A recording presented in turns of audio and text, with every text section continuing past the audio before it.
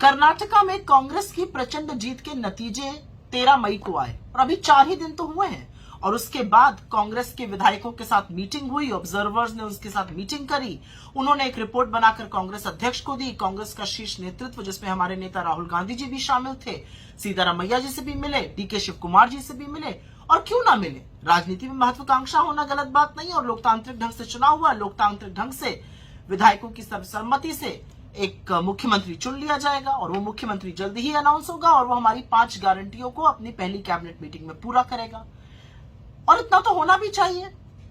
लेकिन प्रचंड जीत के बाद भाजपा का एक बड़ा तबका है जो सदमे में आ गया है, एक और बड़ा तबका है जो सख्ते में और अनाप शनाप बोल रहा है, और एक और बड़ा तबका उसका तो ऐसा मेल्टडाउन हुआ है कि वो 6.5 करोड़ कर्नाटका को ही कोस रहा है पानी पी पी कर। लेकिन आपको यह समझ में आ रहा है कि मीडिया को क्या तकलीफ है?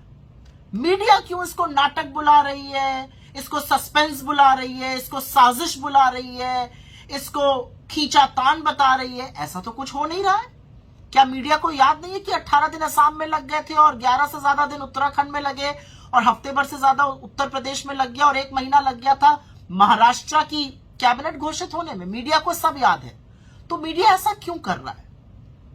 इसके पीछे एक बड़ा राज है, एक बड़ी कहानी है, और सुनिए आगे की कहानी। मीडिया ऐसा इसलिए कर रहा है क्योंकि एक वो बहुत बड़े सच पर पर्दा डालना चाहता है। वो मोदी जी की जो नाकामी है उसको छुपाना चाह रहा है, नहीं तो चर्चा उस पर शुरू हो जाएगी। मीडिया चर्चा नहीं करना चाहता कि फ्लॉप शो जो हिमाचल में था वही कर्नाटक में जारी है। हिमाचल में भी कहते थे मेरा दूसरा घर है, कर्नाटक में अपने कंधों पर चुनाव ले लिया था, बुरी तरह से शिकस्त हुई। अब यह साबित हो चुका है कि लोग जो हैं वो मोदी जी के बरगलाने में आने वाले नहीं है। लोगों के अंदर गुस्सा है, जितना मोदी जी बोलते हैं उतना गुस्सा फूटता है और उतना उनके खिलाफ वोट पड़ रहा है। लोगों को समझ में आ गया है कि ये बस अपना दुखड़ा रोएंगे, अपनी बात करेंगे, नहीं तो नेहरू की बात कर देंगे, इधर उधर की बात करेंगे, ना बेरोजगारी की करेंगे, ना महंगाई की करेंगे, ना करप्शन की करेंगे, ना उनके जीवन की बात करेंगे।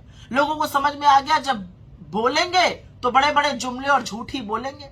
तो लोग अब गुस्से में हैं और उनका गुस्सा जो है वो वोट की तरह से फूट पड़ रहा है। और इसीलिए नड्डा जी, वैसे तो आपकी बात नहीं सुनी जाती ज्यादा भाजपा में, लेकिन आपके लिए बिना मांगे एक सलाह दे रही हूं, समय रहते बचा लीजिए चीजों को भाजपा में, क्योंकि अब मोदी जी आपके जादुई छड़ी नहीं रहे, अब वो पनौती बनते जा रहे हैं। क्योंकि लोगों को 9 साल बाद समझ में आ गया कि ना कि कितने बदहाल थे ये 9 साल और कितना झूठ बिना पलक झपकाए मोदी जी ने बोला।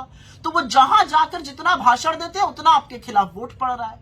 तो बचा लीजिए, नहीं तो बड़ी बुरी शिकस्त होने वाली है आपकी। और आपकी तरह से हम ये नहीं चाहते कि आप निस्तो नाबूद हो जाइए। हम चाहते हैं कि एक विपक्ष रहे।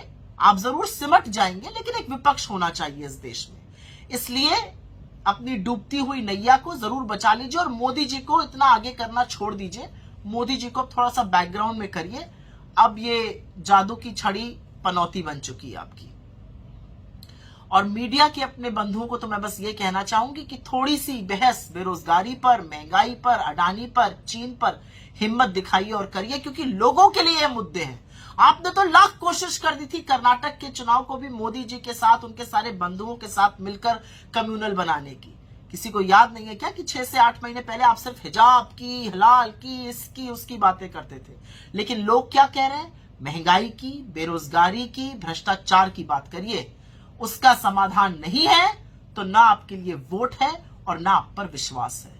तो जिस सच को आप छुपाने पर तुले हुए हैं मीडिया के मेरे साथियों, मीडिया के मेरे चरण चुंबकों, मीडिया का जो अधिकांश हिस्सा गोदी में जाकर बैठ चुका है, असलियत देखिए इस देश की जनता क्या कह रही है। लेकिन मुझे पता है आप बचाव करते रहेंगे, आप करते रहिए, क्योंकि जनता भी अपना काम प्रबल तरीके से करने पर अब उतारू हो चुकी है।